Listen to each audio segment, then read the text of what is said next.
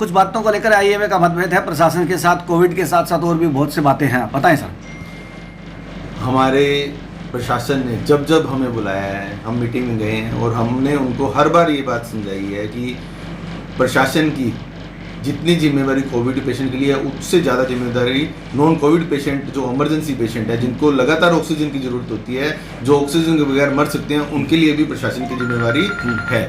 तो पर प्रशासन या तो समझ नहीं पा रहा या वो डॉक्टर को अपनी पैनल में लेके समझना नहीं चाहता है। जैसे कोई पेशेंट है, न्यूरो सर्जरी का, कार्डियोलॉजी का पेशेंट है, डायलिसिस का पेशेंट है, डिलीवरी पेशेंट है, या कोई बच्चा पैदा होता है उसको ऑक्सीजन की ज़रूरत है, यदि वो ऑक्सीजन के अभाव में मर जाता है या उसकी डेथ हो जाती है तो प्रशासन को इसकी जिम्मेवारी लेनी पड़ेगी, वो इससे पल्ला नहीं झाड़ सकता। हम उनको बारी बारी ये समझा रहे हैं। दूसरा ये बात है कि कई बार जो कोविड हॉस्पिटल हैं वहाँ पे नॉन कोविड पेशेंटों का ट्रीटमेंट चल रहा है जो कि ऑलरेडी इम्यूनो कम्प्रोमाइज्ड हैं, उनमें कोविड संक्रमण का जो खतरा है वो एक नॉर्मल पेशेंट से बहुत ज़्यादा है और वो तो ऑलरेडी ऐसे मझदार में है कि वो कभी भी उनकी डेथ हो सकती है। कोई डायलिटिक पेशेंट है, कोई न्यूरो वाला पेशेंट है जो ऑलरेडी ऑक्सीजन पे, घरों में भी ऑक्सीजन उनकी चलती है। अब ऐसे पेशेंटों से एकदम से ऑक्सीजन छीन लेना या ऑक्सीजन प्रोवाइड नहीं करना, ये बहुत बड़ा जो नॉन कोविड पेशेंट है उनके साथ अन्याय हो जाएगा। ये एज ए इस मतलब आप ये समझो कि इसका विरोध है वो बहुत बड़े लेवल पे हो जाएगा।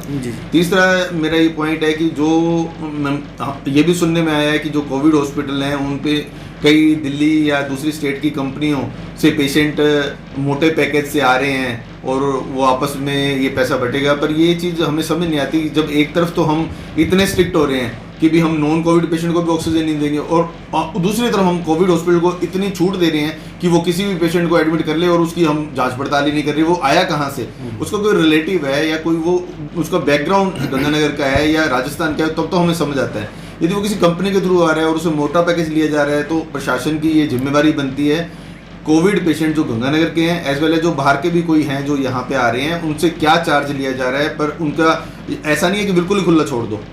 और लिस्ट वगैरह की बात कह रहे थे आप। मैं एक ही बात मैंने बारी बारी प्रशासन को कहा है कि भी आप जो राजस्थान गवर्नमेंट ने जो एडवाइजरी जारी करी थी भी पेशेंट का बेड रेट रूम का ये होगा, ऑक्सीजन वाले बेड का ये होगा, वेंटिलेटर वाले बेड का ये होगा, सीटी चार्ज ये होगा, इन्वेस्टिगेशन का रेट ये होगा, ये बड़े बड़े फ्लैक्स लगाओ हॉस्पिटल के बाहर। दिक्कत क्या है? हम सब लोग सेवा कर रहे हैं, हम सब लोग साथ में हैं आपके।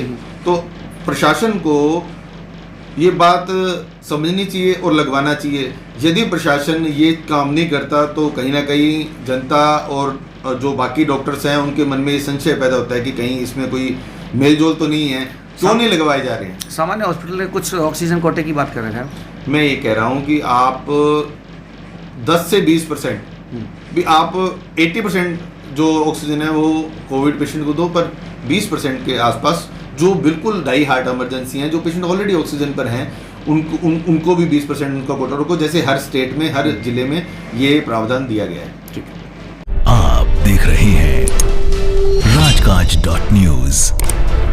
राज की हर खबर से रहिए बाखबर।